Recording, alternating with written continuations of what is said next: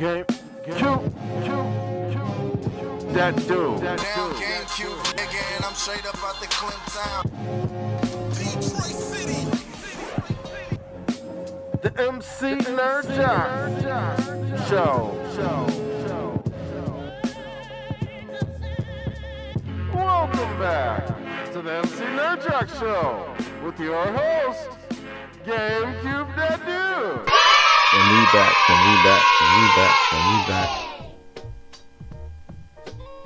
Man, so I apologize. I definitely missed. There was a Superman trailer. I don't know how I missed it. Shout out to my brother because he hit me up and he was like, "Yo, I'm sure you saw the Superman trailer." I was like, "What? Superman? Super duper man?" Well, I guess there was a trailer. So y'all gonna hear that. I'm gonna watch that. Y'all gonna hear that. And we gonna see what it's talking about. You feel me?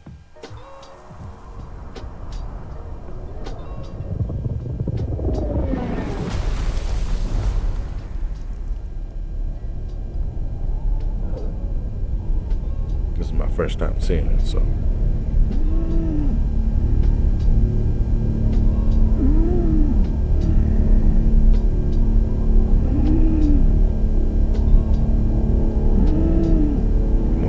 Same universe as the new Batman, so I hope so.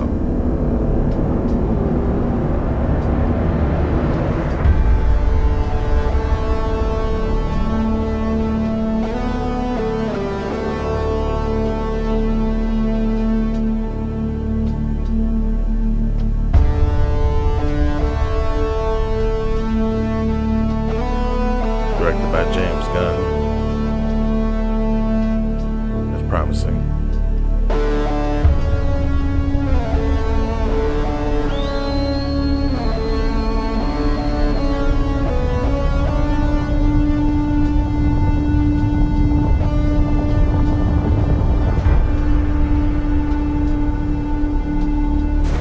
Crypto. Home. Take me home.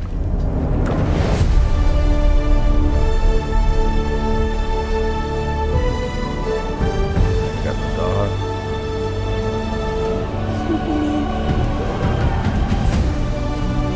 Still haven't made Luthor black yet.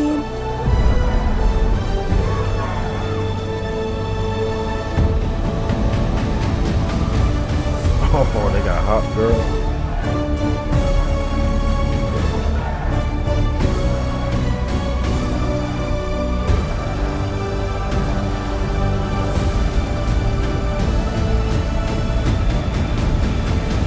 Oh, they got my man. Shoot, I forget his name. He's not Adam. I have to watch Justice League again. The black dude that has the like black mask on. Okay, that's gonna be dope. I can feel that. Alright, Time doesn't heal. We gotta do some research here real quick. I'll put y'all on. Go watch the trailer if you haven't watched the trailer. Definitely a lot of Justice League Unlimited characters on here.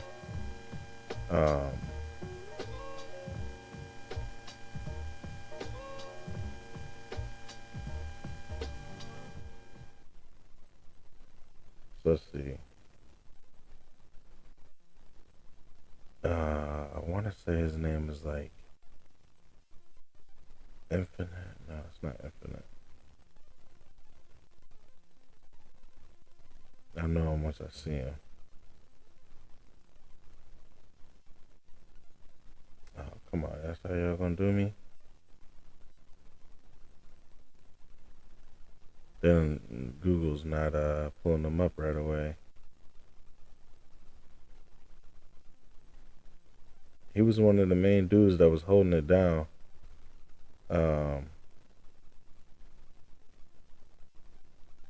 Like on the show or at the let's see, is it Double Ray? No. I'm tripping, it's not Double Ray. It's not Dr. Fate.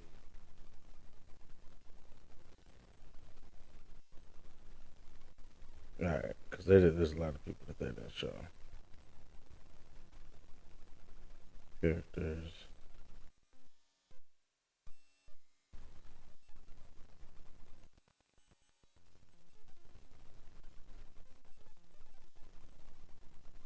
Yeah, we got John Jones. Yeah. I know all of those. Mr. Terrific. Yep, that's exactly who it is. I knew I'd know him as soon as I saw him. So Mr. Terrific is in this trailer for the new Superman movie. So that's gonna be dope. Just to give y'all a little backstory about Mr. Terrific. Michael Hulk. Michael Holt. He first appeared in Spectra. So his abilities, his genius level intellect. That's why I was saying he was holding down the spaceship. Proficient scientist, engineer, and physician. Use of the T-spheres, invisibility to he's got invisibility tech. He's basically like a super duper smart human that like built a bunch of stuff to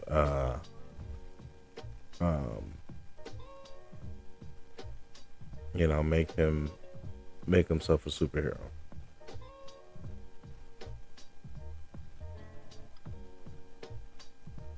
Yeah, I mean he's got 14 PhDs. He's also like super athletic too. So yeah, man, this is gonna be dope to see these different characters, and looks like Orlando Jones is gonna be the one portraying him. Nope, I lied. He looked like Orlando Jones, but it's somebody else. Edie Mew, Gathagi. I need to see. Wikipedia don't be having pictures for everybody, so let's go back.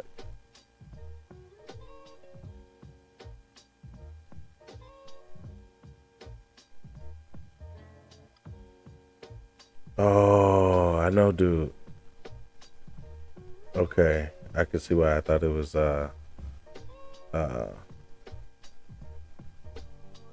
why I thought he was Orlando Jones. He's the black dude in Twilight. He's like the only black dude.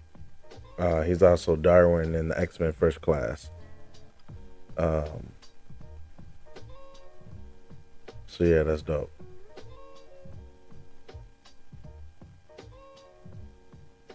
He's Kenyan. Yeah, man. So I'm excited about that. I can dig that.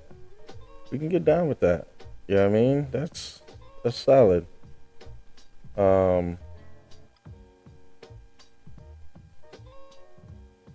So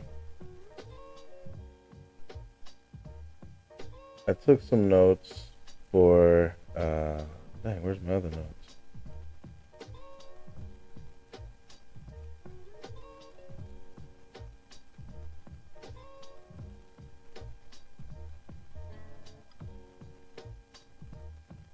Let's see here.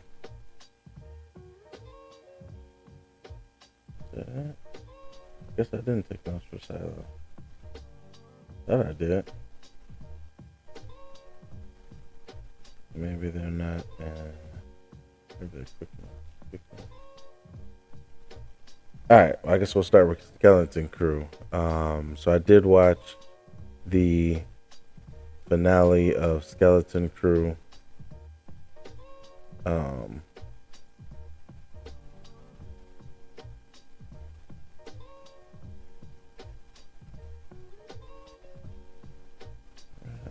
Maybe I put them. I send them to myself.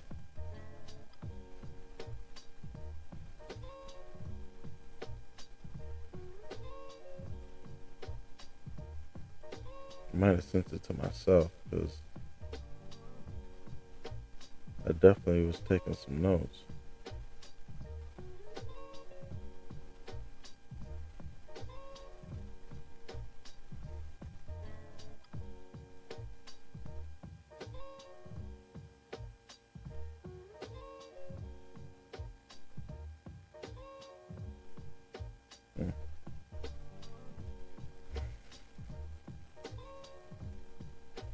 All right. Well, anyways, we'll start with Skeleton Crew. 'Cause I did write down the notes for that. I must not have written down the notes for Silo. So we'll get there because I got a lot more to say. I think about Silo than I do Skeleton Crew. Skeleton Crew. Oh shoot, I'm tripping. My bad, y'all.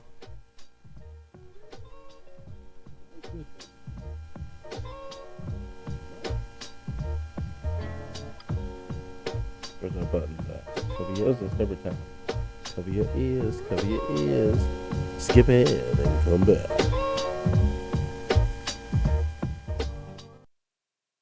much feedback on this music, but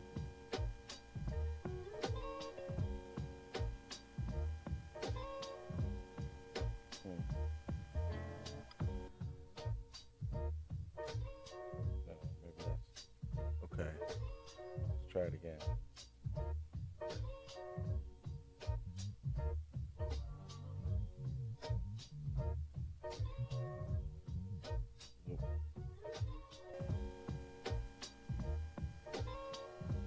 Cover your ears, cover your ears. Skip ahead and come back. Spoiler alert. Spoiler alert. Spoiler alert. Spoiler alert. Spoiler alert. Spoiler alert.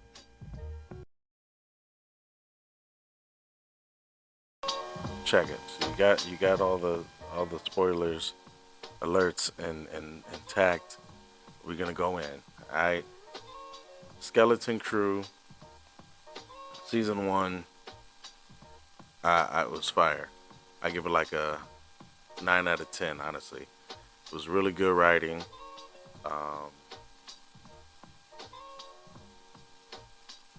Honestly, we didn't even get a whole lot of action, and it's still, you know, it was very good storytelling, which is what you want out of a show, right? Especially an action show, because you don't want it to be solely based, like the only good parts about it are the action. You know what I mean? Like if because honestly, or at least for me, I've never been a big fan of like I'm not a big like fan of the Rambo movies like that. Just action to be action. You know, it is what it is. Sometimes I watch it. Sometimes, most of the time, I won't. Um, but it was definitely a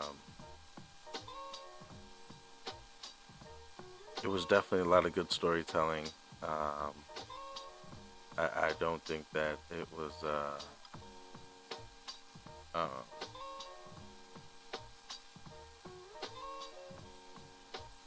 I don't think that it was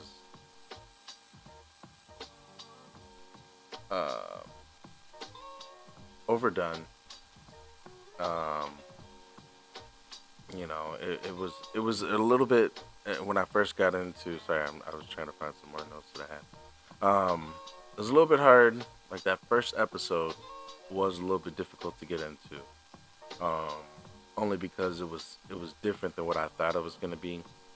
I didn't know that it was gonna be based around kids the whole time, but like I said previously, like it was cool. My kids kind of got into it. They did start to like teeter off towards the end. I think there was a couple slow episodes for them, so they actually haven't finished it yet. Um, so shh, don't tell them. Uh, but I did go ahead and finish it, and I watched the season finale. Um, you know, I thought that it was dope. Um, so, you know, as we saw towards the end, Jad flipped on us again, man. It's a dirty game. He flipped on the homies, the kids, and then he flipped on the pirates. He flipped on the wolf dude. I don't even remember my man's name, but he flipped on him. Like it it was he was a true villain. You know what I mean? Like he was back and forth. He was double agent for sure. Um, I'm not gonna go like piece by piece and tell you everything that happened. I definitely got a lot of like Wizard of Oz vibes whenever uh, we were able to see the supervisor, um, and then uh, like I would probably say like Fern was Dorothy, Wim was the Scarecrow, because like he wouldn't. Fern eventually kind of got that like no place like home. She was trying to get back home, um, rough and tough on the edges, but really she wanted to be back home. Um, Wim was the Scarecrow because he didn't want to take the assessment at first and like give himself a chance to excel. Um, I actually think the story kind of starts out from the Scarecrow perspective and then kind of changes and um, is kind of about everybody, same way as in Wizard of Oz, where eventually you kind of fall in love with all the characters, not just Dorothy. So I think that this one just kind of started out from Scarecrow's perspective and then brought everybody else in. Um, but definitely, Wim is the Scarecrow. Then you have um,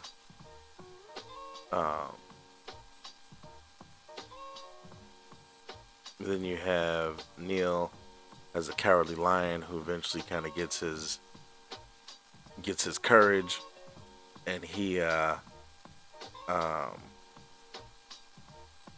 ends up using the big machine gun to try to blast the ship out of the sky. Obviously, KB was the Tin Man. Um, so it was cool, man. It was really cool. I definitely thought that Fern was the truth, man. Because without Fern, they would have been dead meat, man. For my man's would have came and everybody would have been in captivity, the whole planet. Um, I did like to see that Wim's dad kind of like trusted him. It was like, even though when they first sat down, he was like, I can see if I can get you in, take the assessment. And it's like typical dad stuff. It's like, man, I can see if I can get you a job working at the factory with me. You know what I mean? He was like, no, man, none of that matters. Like, what do you think was going on here? Like, we just got back from going out. Nobody was supposed to even know this planet existed, and now you got this random dude showing up, and y'all just acting like it's normal. You know what I mean? So I definitely like that they kind of that Wim was like, what? None of that matters, man. What you talking about? So I did like that. Um, Whenever the barrier was destroyed, it did kind of remind me of Meteor Man. I don't know if you ever seen the movie Meteor Man with Robert Townsend. Like, there's a part where, like, he kind of uh, like blows dust and stuff. It's like this green dust, and it kind of gets like this green smog gets in the air. Even like when he sticks his fingers in the ground, and like you get this green energy that kind of like floats and creates a garden. Um, that green, like when it was kind of going away, it just reminded me of Meteor Man. So I wrote those notes down. Um, the X-wings, came through spraying.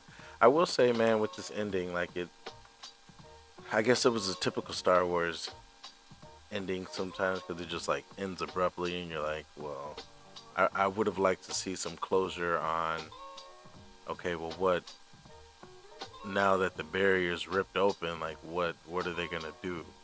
Are they gonna like try to fix it? What are they gonna do? Now, because now I don't even know if the X-wings even knew that this place existed. So now it's back on the Republic's radar, because um, the supervisor, the AI robot, before he got taken out, he was like, we got a message saying that all Jedi are traitors. So I would love to hear a little bit more about that. And maybe we will. I don't know. The Star Wars shows have a tendency to get canceled. So who knows, man? If it's not Mando or Ashoka, then or Ahsoka, then it gets canceled. So I don't know, man.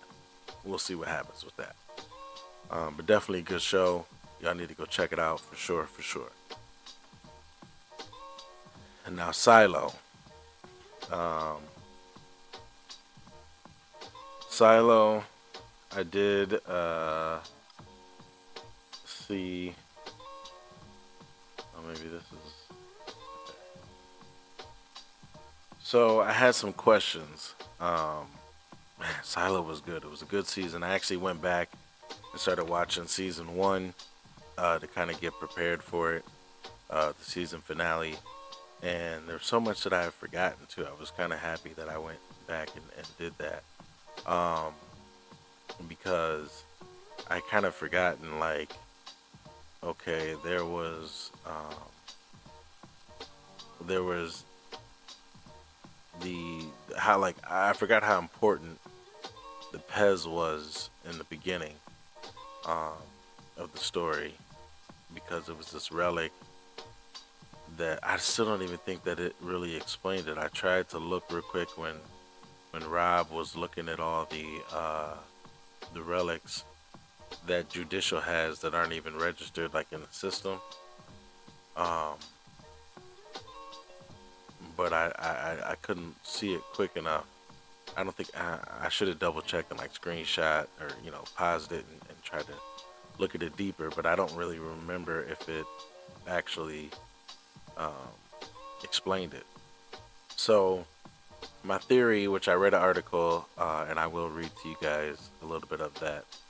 Like I said, this is spoiler section, so if you have not watched the season finale of Silo, I would please just pause right here, go watch it, and then come back and kick it with us. You know what I mean?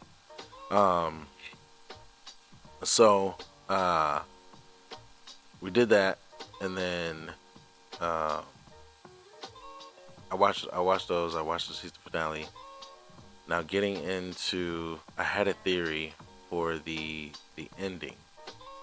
So it ends with Juliet kind of getting into it with the mayor.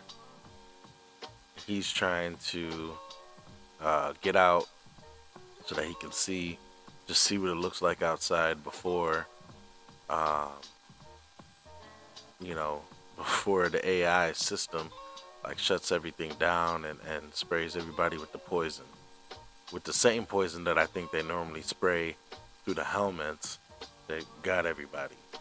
Um, so I think that um, basically I guess they just spray. No, I'm thinking about it. I wonder if they just like open up a vent from outside and like spray from outside, because obviously we know the air outside is still poisonous. Um,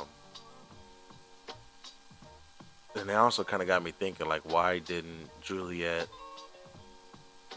she think to like, hey, he said, my man Solo said that the pipe was coming from outside. Somehow they figured out how to block it. So there was like, why didn't she just try to block it from the outside? You know what I mean? Look for that's what I would have done. I would have rushed over there, look for that pipe, and you know, I mean, I guess she didn't get all the information because she had to dip, but I wish she would have been able to, kind of see, like, look for a pipe and try to block it or something. But it is what it is. So she's getting in a fight with the mayor. They end up in the incinerator portion, so who knows what happened with them. I don't know if that. No, I just thought about it. I think she's gonna be good because she's actually wearing the firefighter suit, so she might be good because I'm assuming that's flame retardant. Now the mayor might be toast. He might be gone for good. Head of IT dude.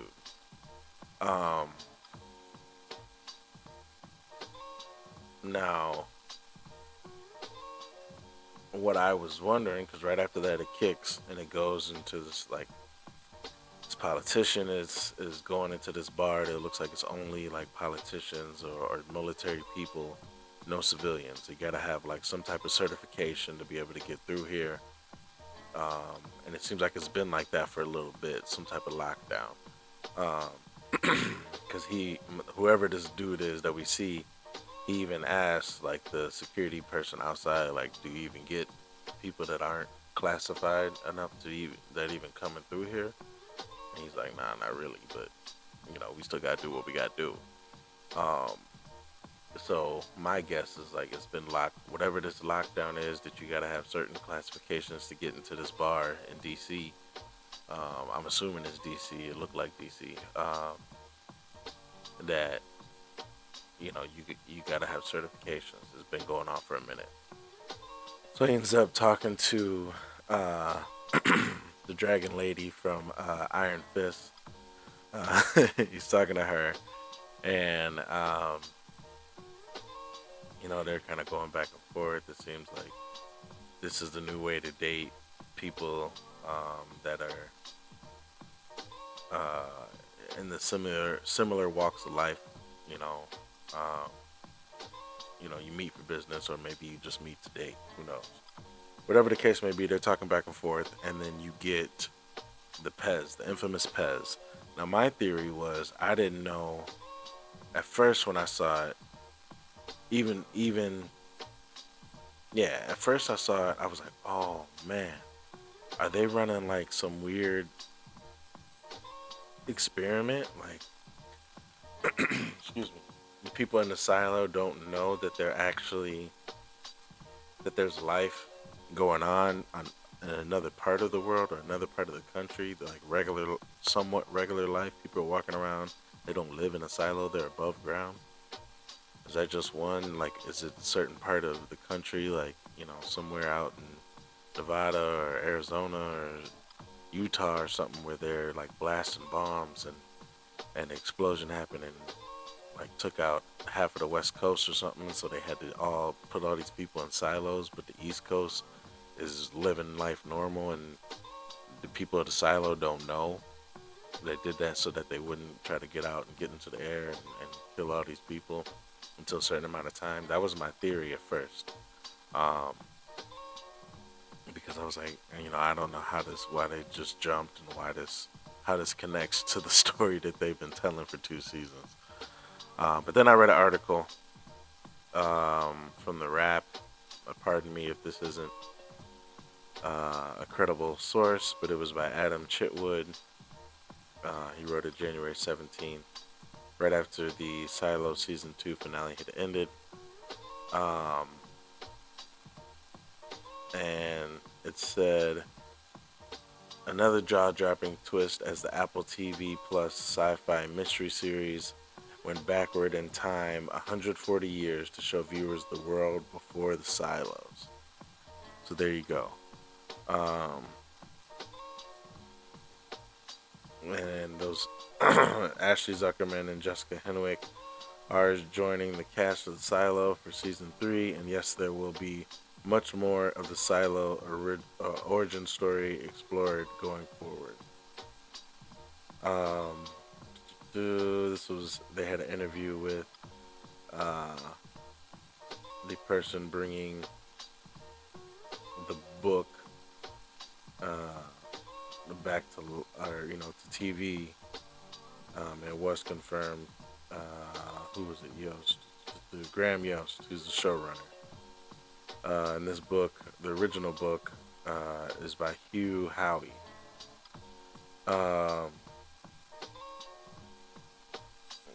We did not only are we getting to season 3, not only. Hold on, let's go. Yost revealed Apple agreed to complete the series back when season 1 was airing due to the strong response from fans. Not only that, but season 3 is already months into filming, and season 4 has been completely written. Seasons 3 and 4 will be shot back to back throughout 2025, with only a short break to complete pre-production on the final season. That's dope. because I really enjoy the show, and I would like to see what happens next sooner than later. If they flipped it on us and brought the like season 3 at the end of the year, man, that would be fire, man. I'd be so dope. I'd be so excited. Um, uh, so they did say like they thought they were gonna put Juliet and Silo 17 for 2 seasons, and they decided against that, which I'm happy they did because uh, shout out to my homie Jose. Him and I were both kind of like, we do not want to see that happen. So I'm glad that she uh, came back. Um,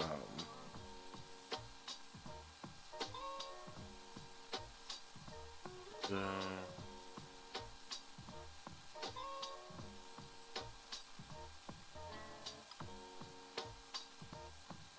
all right, so they said, so he said like they were talking with Apple initially, where some who thought maybe we should end with Juliet on fire in the airlock, and we said no. This is not a show that ends with just a cliffhanger.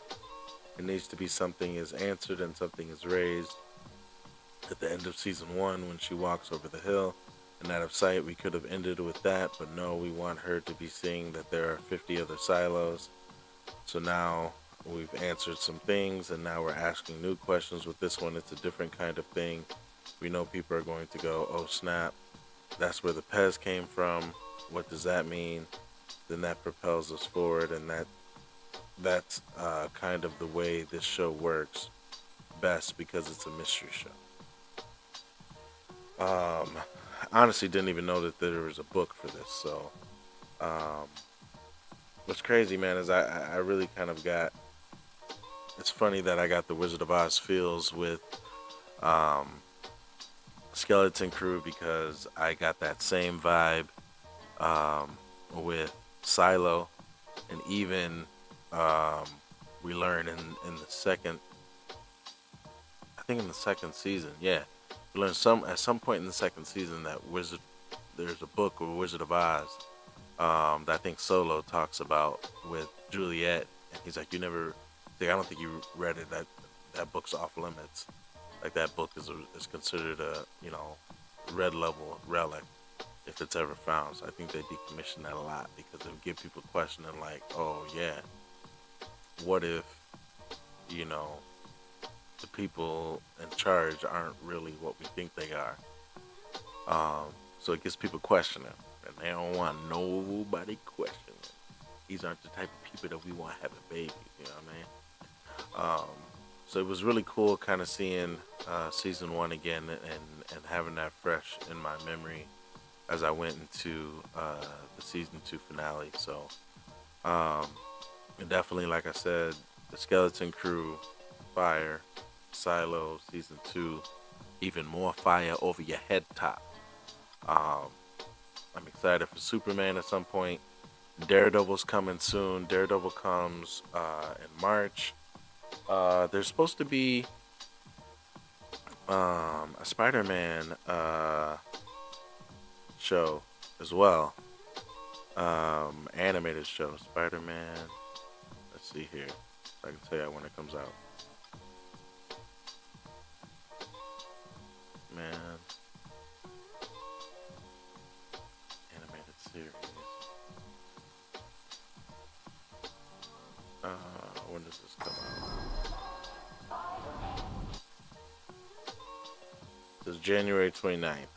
So that's in a few days.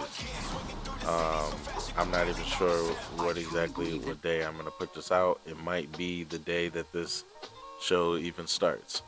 Because that would put, let's see, today is the 27th. Tuesday. I might drop this Wednesday on the 28th. On the 29th. So yeah, I might be telling, go watch it. Go watch Spider-Man. It might be time right now. Hopefully, I can come. I would like to come back again, probably like Super Bowl, right after the Super Bowl, because we got to talk about Kendrick. yeah, man. Hopefully it's a dope show. It looked like a pretty cool trailer. Um, it's animated.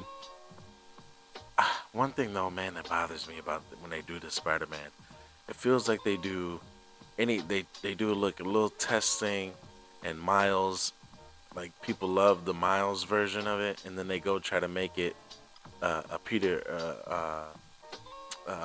Parker version of it. Like we love the Spider-Man across the Spideyverse, Miles, all of this, and the next thing you know, they're making a live action Peter Parker multiverse, and it's like, okay, it was dope, but it's like, and you didn't even include Miles in that. You could have showed us Miles as one of the Spider-Man that came out too, and it's like, y'all keep trying to put more money into the Peter Parker, and y'all doing Miles dirty. Yeah, I mean, we love Miles. Show Miles put some respect on his name. You know what I'm saying? Miles been keeping Spider-Man in business. You know what I mean? So, um, it does feel like it's very comic booky. Like it's literally looks like a comic, live, in moving form, same way that the Spider-Verse movies look like. Um, it's just different coloring. This looks more like the original coloring from Jack Kirby and Stan Lee. Um, so yeah, man. Uh, we'll see what happens with that. Definitely appreciate y'all rocking with us again on this episode. Yeah, man. Deuces. Thank you for watching this episode of the MC Nerd Jock Show. To listen to the full episode, please subscribe wherever you get your latest podcasts. Peace. This episode of the MC Nerd Jock Show is brought to you by Friendly Neighborhood DJ, servicing all of Southeast Michigan.